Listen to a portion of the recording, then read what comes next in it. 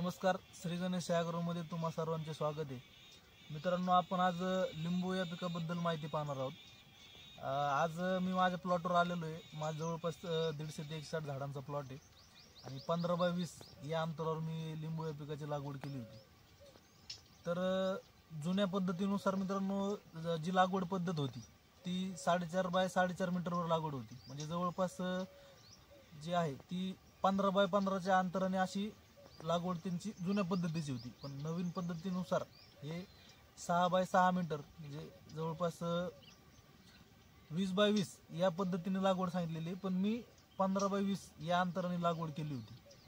आणि जर आपण लिंबू पिकाचा जर पूर्ण विचार केला तर बरेच शेतकऱ्यांचं असं म्हणजे समज झालेला आहे की लिंबू पीक हे परवडत नाही, तोडायला परवडत नाही, न्यायला परवडत नाही, असे बरेच समज आहेत शेतकऱ्यांचे. पण तसं काही नाही आहे.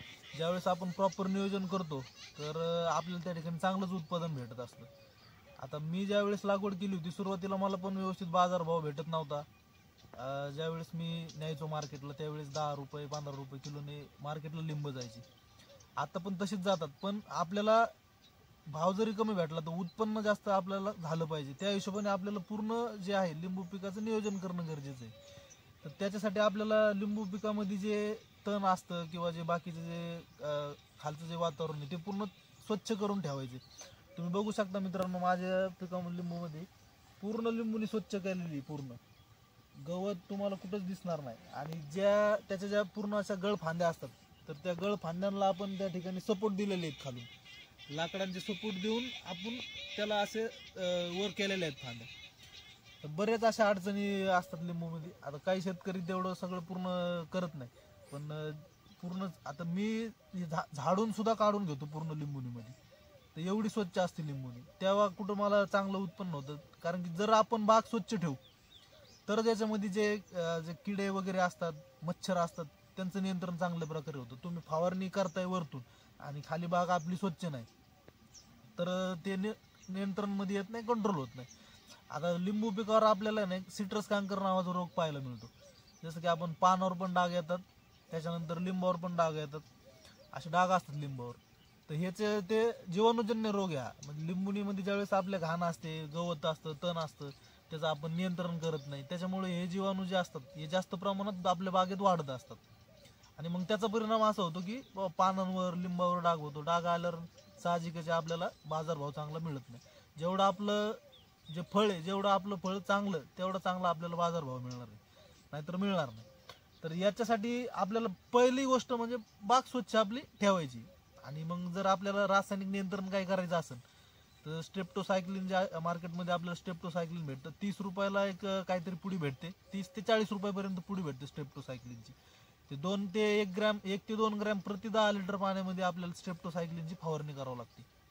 तर बरेच शेतकरी काय करतात, स्ट्रेप्टोसायक्लिन आणि ब्ल्यू कॉपर ह्या दोन गोष्टी एकत्र करून फवारतात. तर असं करायचं नाही मित्रांनो. ब्ल्यू कॉपर ज्यावेळेस आपण स्ट्रेप्टोसायक्लिन मध्ये मिक्स करतो त्यावेळेस स्ट्रेप्टोसायक्लिन हे इनॅक्टिव्ह होत असतं. त्याचे पाहिजे तसे त्या ठिकाणी आपल्याला रिझल्ट येत नाही. त्याच्यामुळं ते मिक्स करून नाही फवारायचं. ज्यावेळेस पण तुम्हाला असा हा सिट्रस कांकर नावाचा रोग, आता तुम्ही हा ओळखू, मी फोटो टाकतो तुम्ही बघून घ्या, तशा प्रकारचे डाग असतात लिंबावर आपल्या. तर ते डाग जर तुम्हाला कव्हर करायचे असतील तर स्ट्रेप्टोसायक्लिनची फवारणी करणं गरजेचं आहे. काय करायचं, स्ट्रेप्टोसायक्लिन जे आहे त्याची 3 दिवसाआड फवारणी घ्यायची, दोन वेळा. म्हणजे समजा तुम्ही आज फवारलं, आजपासून 3 दिवसांनी परत एक फवारणी घ्यायची स्ट्रेप्टोसायक्लिनची, 2 वेळा घ्यायची. आणि ते दुसरी जी आपण फवारणी घेऊ त्याच्या 5 ते 6 दिवसाच्या नंतर आपल्याला ब्ल्यू कॉपरची फवारणी घ्यायची 2 वेळा. ब्ल्यू कॉपर आणि स्ट्रेप्टोसायक्लिन हे 2 घटक आहेत ना, आपल्याला वेगळे वेगळे फवारायचे, एकत्रित करून फवारायचे नाही.